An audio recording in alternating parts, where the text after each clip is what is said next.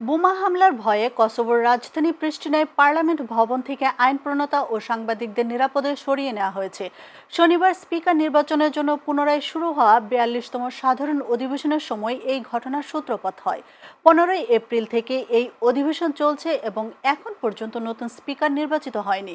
কসোভোর পার্লামেন্টের ভারপ্রাপ্ত মহাসচিব আরভেন লোসি গণমাধ্যমকে জানান, এক ইংরেজিভাষী ব্যক্তি ফোন করে দাবি করেন পার্লামেন্ট ভবনে একটি বোমা রাখা হয়েছে যা ১০ মিনিটের মধ্যে বিস্ফোরিত হবে।